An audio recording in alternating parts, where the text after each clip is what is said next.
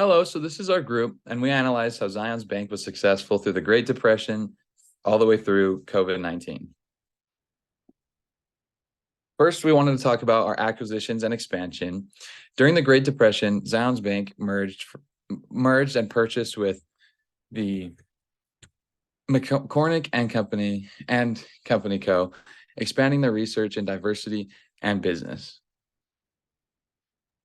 So I analyzed Zion's Bank through the Vietnam War. And so during that time, Zion's merged with Utah Savings and Trust Company and the First National Bank of Salt Lake City. And then by combining, the surviving institution was named Zion's First National Bank. I looked at Zion's Bank through the banking crisis of the 1980s and 1990s, where there were lots of loans that were defaulting because they were given to risky borrowers. But during that time, Zion's actually continued to expand and acquire new banks. A few of them were the Nevada State Bank, the Mesa Bank in Arizona in the 1980s, and then early 1990s was the Bancorp of Arizona. I covered the Great Recession for Zion's Bank, and during this time, one of their banks that they happened to acquire, Nevada State Bank, acquired the failing Silver State Bank. And with that acquisition, Nevada State Bank had the Nevada branches, and the National Bancorp of Arizona had the Arizona branches. I covered COVID-19 as a whole, and there's no acquisition specifically, but they did innovate within the online banking space. So Zion's Bank worked closely with many different enterprise software companies, and they kind of built out a robust white label banking platform to kind of fit their needs within that time. Next, we'll move over to evolution of business. So through evolution of business, Zion's ensured its own liquidity by keeping an ample cash reserve, a couple of ample cash reserves on hand. The bank worked closely with other financial institutions in Utah across the country to ensure access to additional liquidity if needed. So during the Vietnam War, Zion's Bank participated in the sale of war bonds. And they were also likely to provide other financial services to defense contractors and other companies involved in the production of war materials. There is no direct linkage to this, but as a growing bank, they were expected to have provided this account.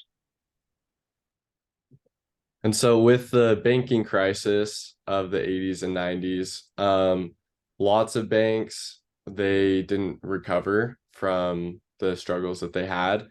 But it was interesting because Zion's Bank really learned because the struggles that they had. So instead of continuing to invest heavily in real estate developers and giving money to real estate investors, they kind of reduced that lending and they started to focus more on local businesses, the community, and that really paid off for them. And even after the banking crisis, they continued to have that be their focus.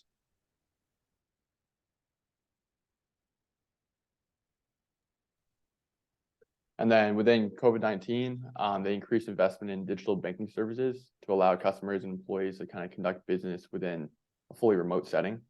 And with COVID-19, it forced companies to pretty much adopt online methods, which were, years ahead of what they were currently doing in the industry.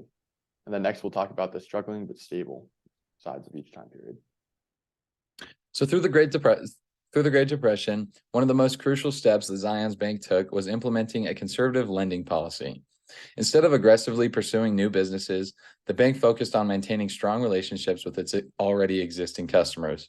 This allowed the bank to reduce its exposure to any risky loans, and unlike many other banks who suffered from the significant losses during this time. And during the banking crisis, as I've already touched on, Zion's Bank had challenges just like any other financial institutions, but they were proactive in acquiring other banks and investing in local business. And so really they were just diversifying, spreading their assets to different banks in different states, different markets, and that helped them to remain stable through the challenging times. During the Great Recession, the bank's stock price did go down significantly, in some cases around 90%, and they also were struggling with profitability during this time. However, because they were not engaged in some subprime mortgages and other risky financial products, they were better off than their peers and during that same time. And then within COVID, adopting remote work in the banking industry and implementing the necessary technology to do so is definitely a pretty hard feat overall, especially to move all practices to remote work and implementing online banking software that customers can actually adopt pretty quickly, especially when you can't go to the bank and have an onboarding session, et cetera. So next we'll be talking about commitment to community and what Zion Bank did for that. So through the Great Depression, Zion's Bank's commitment to community service contributed to its successes during this time. Zion's Bank recognized the financial hardships its customers were facing and provided loans to struggling farmers and small business owners. The bank also launched a campaign to encourage people to save money and offer incentives to those who open new accounts.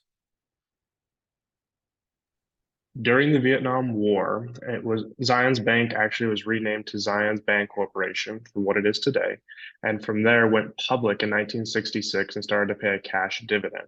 During this time, a lot of Utah people were actually buying the stock because it was a very localized, community-based bank. And even throughout the banking crisis, while Zion's continued to face financial struggles, it was really cool. They continue to pay dividends to shareholders. So that kind of capitalized on them showing that they cared about the community. And that goes with them continuing to invest in local businesses and markets, really making them like the community bank that they're seen as today. When it came to the Great Recession, the bank engaged in the Federal Troubled Assets Relief Program, or TARP.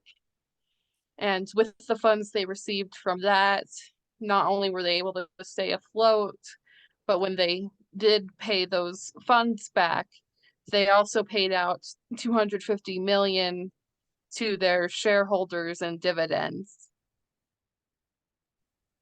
And then lastly, with COVID-19, Zion's Bank implemented financial relief programs for its customers, including loan modifications, payment deferrals, fee waivers, and then these overall, they pretty much helped customers facing financial hardship due to the pandemic, and then help maintain customer loyalty overall. And then finally, we'll talk about assumptions for the future. So assumptions for the future based off of the Great Depression, we believe Zion's Bank will continue to keep a strong commitment to their customers, to their reliable customers, and build their reputation as a reliable and trustworthy bank. Based off the Vietnam War, we predict that the potential of selling war bonds that the future requires will happen again, as they did very heavily during that time period. And based on what we saw with the banking crisis, we expect that Zion's Bank will continue to diversify and reduce their risk through more acquisitions and mergers as they make sense. And that they'll continue to capitalize on being involved with local communities and businesses. Based on what happened during the Great Recession, Zion's Bank will likely have a robust risk management system where they engage less in some of the more risky financial products, such as your subprime mortgages, and focus on the products that are less risky. And based off the COVID-19 outbreak, I assume that Zion's Bank is overall going to stay on the cutting edge of technology, adapt and innovate in that area, make sure their customers are given what they're needed overall.